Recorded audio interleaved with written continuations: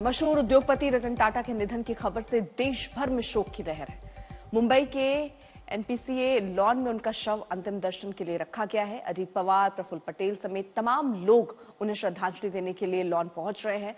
दोपहर 3:30 बजे तक अंतिम दर्शन होंगे। उसके बाद राजकीय सम्मान के साथ उनको अंतिम विदाई दे दी जाएगी। अंतिम विदाई के लिए काफी लोग वहां पर पहुंचते हुए नजर आ रहे हैं। हालांकि उससे पहले सबकी प्रतिक्रिया भी आई है, उसमें चाहे वो डिप्टी सीएम हो या सीएम हो। हालांकि एकनाथ शिंदे से जब इस पर प्रतिक्रिया ली गई तो उन्होंने कहा कि भारत रत्न रतन टाटा नहीं रहे, वो महाराष्ट्र के गौरव हैं। उन्होंने हजारों लोगों की मदद की है। रतन टाटा हमारे देश के कोहिनूर थे, हमारे राष्ट्र के लिए बहुत बड़ा योगदान है। वो एक देशभक्त और देश प्रेमी थे।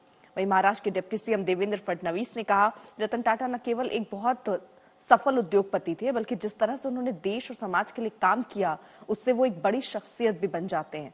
उन्होंने न केवल सफल उद्योग स्थापित किए, बल्कि एक ऐसा ट्रस्ट, एक ऐसा ब्रांड खड़ा किया जिससे हमारे देश को वैश्विक पहचान थी। एक बहुत बड़े दिल वाला इंसान आज हमसे दूर चला गया। ये देश के लिए बहुत बड़ी क्षति है। फिलहाल अंतिम दर्शन के लिए वहां पर भारी तादाद में लोग पहुंच रहे हैं। कुछ पुरानी यादें भी उनकी अब लोगों के जहन में होंगी। वो लोग जो उनसे मिल चुके होंगे, वो लोग जो उन्हें बहुत जानते होंगे या मानते होंगे, वो लोग जो उन्हें अपना आइडल समझते होंगे। बड़ी कामयाबियां उन्होंने हासिल की हैं और ये बता दिया कि साधारण रहकर, एकांत रहकर और कोई दिखावा नहीं, और राष्ट्र प्रेम जो है वो भी उनके कई फैसलों में झलकता हुआ नजर आता है। लोगों के दुख और तकलीफ को न सिर्फ समझना, उसके लिए प्रयास करते हुए भी कई ऐसे प्रोजेक्ट उनके रहे हैं, और इसीलिए वो एक अलग व्यक्तित्व वाले इंसान, एक अलग शख्सियत के तौर पर आज उनको पूरा देश याद कर रहा है। एक अनमोल रत्न कहते हैं, वो रहा नहीं। ये भारत का कोहिनूर, हरपला भारत का कोहिनूर रहा नहीं, हमसे बिछड़ गया है, ऐसा मैं कहूंगा। और रतन टाटा जी हमारे में नहीं रहे, ये बहुत ही वेदनादायी दुखद घटना है हमारे लिए, पूरे देश के लिए। पूरे देश का एक अभिमान था, हमारे महाराष्ट्र का भी अभिमान था। टाटा जी ये एक बहुत ही सफल उद्योगपति तो थे ही, लेकिन उससे भी बड़े व्यक्ति के रूप में हम उनको देखते हैं, क्योंकि जिस प्रकार से उन्होंने देश के लिए और समाज के लिए काम किया है, उन्होंने केवल सफल उद्योग नहीं खड़े किए, एक विश्वासार्हता खड़ी की, एक ऐसा ब्रांड खड़ा किया जिसने हमारे देश को एक ग्लोबल इमेज दी, और उसके साथ साथ अपनी संपत्ति को टाटा ट्रस्ट में विलीन करते हुए उन्होंने इस विश्वस्त व्यवस्था से, ट्रस्ट से जिस प्रकार के फिलेंथ्रोपिक काम उन्होंने किए हैं, चाहे वो शिक्षा के क्षेत्र में हो, चिकित्सा के क्षेत्र में हो, रिसर्च के क्षेत्र में हो, बुनियादी क्षेत्र में हो, समाज और देश के उपयोगी जो कार्य उन्होंने टाटा ट्रस्ट के माध्यम से किए हैं, मैं ऐसा मानता हूं कि जितने महत्वपूर्ण उनके उद्योग है, उतने महत्वपूर्ण ये कार्य भी है। इसीलिए एक बहुत बड़े मन का व्यक्ति आज हमारे बीच से चला गया है।